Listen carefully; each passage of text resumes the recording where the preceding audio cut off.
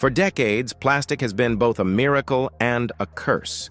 It revolutionized medicine, food safety, electronics, transportation, and almost every aspect of modern life. But that convenience came with a massive invisible cost: overflowing landfills, polluted oceans, microplastics in our bloodstreams, and entire ecosystems struggling to cope with something they were never meant to absorb. Every year, the world produces over 400 million tons of plastic, and less than 10% gets recycled. The rest is burned, buried, or left to drift through the environment for centuries. For years, scientists, companies, and governments have been chasing a real breakthrough, something that could genuinely address plastic pollution instead of just disguising it. But have we finally done it? Are we close to a real, scalable solution? Before we dive deeper, hit the subscribe button so you never miss an honest breakdown of the technologies shaping our future. Why traditional recycling failed for decades, the public was told recycling would fix everything.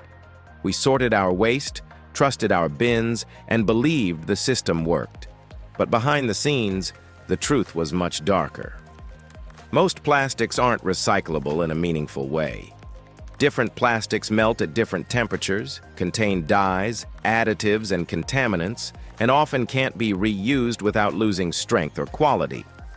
That means a bottle you recycle today may still end up in a landfill tomorrow. On top of this, recycling facilities face a brutal economic reality.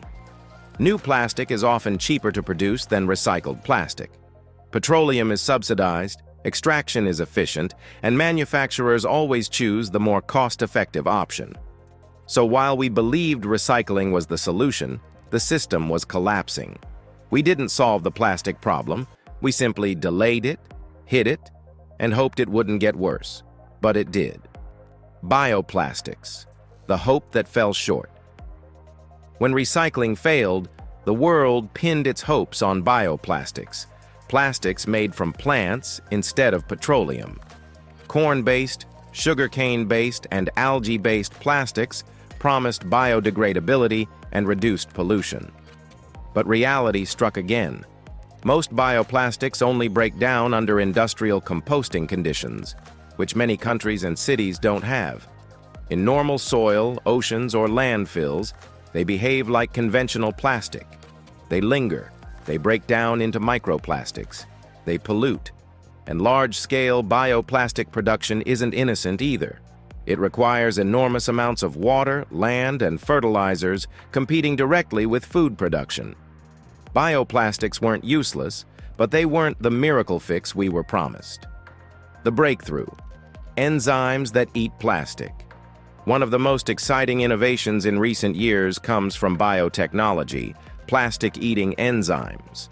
Researchers discovered bacteria capable of breaking down PET, the plastic used in bottles and food containers. By engineering these enzymes to work faster and survive different temperatures, scientists created systems that can break plastic into its original building blocks in hours, not centuries. This process is called enzymatic depolymerization, and it might finally create a true circular plastic economy, where plastic can be broken down and remade infinitely without quality loss. Companies in Europe, Japan, and the US are already building commercial plants using this technology. If you're enjoying this breakdown so far, hit the like button. It helps this content reach more people who genuinely care about the planet. Chemical recycling. Turning plastic back into oil. Another major breakthrough is chemical recycling, a process that uses heat and chemical reactions to convert plastic into oil, gas, or raw materials. Unlike traditional recycling, chemical recycling can process mixed plastics, contaminated plastics, low-quality plastics, plastics that were previously impossible to recycle. This allows old plastic to become new food-grade packaging, new industrial materials, fuel, or even the base ingredients for brand-new plastics. While chemical recycling requires high energy and still needs massive scaling, many companies believe it could one day replace landfills and incineration entirely. For the first time ever, all plastic could potentially be recycled, not just the small fraction we currently manage. Ocean cleanup technologies. But what about the damage already done? Millions of tons of plastic are floating in our rivers, beaches, lakes, and oceans. And most ocean plastic comes from rivers, meaning stopping pollution at the source is absolutely essential. New cleanup technologies are making a real impact. Floating barriers that catch plastic river interceptors that trap waste before it hits the sea, autonomous vessels that roam polluted areas, machines designed to lift, sort, and collect surface debris. Some of these systems have already removed thousands of tons from waterways around the world. Biodegradable plastics 2.0, materials that truly disappear. We're now seeing a new generation of biodegradable materials that actually live up to the promise. Materials made from seaweed mushrooms, mycelium, orange peels, potato waste, sugarcane fiber, agricultural byproducts. These materials break down naturally in soil, compost, or even seawater without leaving toxins or microplastics behind.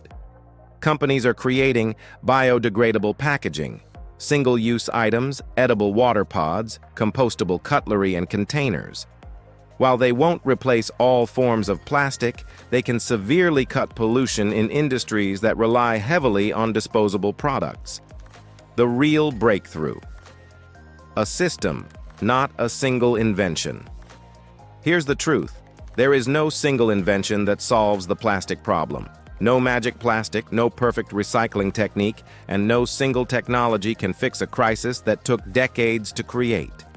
The future of plastic reduction will rely on enzyme-based recycling for PET, chemical recycling for mixed and contaminated plastics, biodegradable alternatives for single-use items, reducing the production of unnecessary plastics, large-scale cleanup systems for existing waste, global policies, limiting the worst offenders, corporate transparency and responsibility for every stage of plastic life individually. These solutions help. But collectively, they could reshape the entire global waste ecosystem. So, have we solved it? Not yet. The oceans remain polluted, microplastics continue to enter our bodies, and global plastic production still rises every single year. No technology has erased the problem completely, and no nation has fully committed to the scale of change we need. But here's what is different today. For the first time in decades, we're not relying on hope or wishful thinking. We finally have real, scientifically proven, scalable technologies that could change everything if we use them correctly. The tools exist, the breakthroughs exist, and the momentum is finally building. The question now isn't, can we solve the plastic crisis? It's, will we act fast enough and boldly enough to make it happen? If you want more deep dive breakdowns into the technologies shaping our future, make sure to subscribe. The next decade will be full of breakthroughs, challenges, and innovations, and you won't want to miss any of them.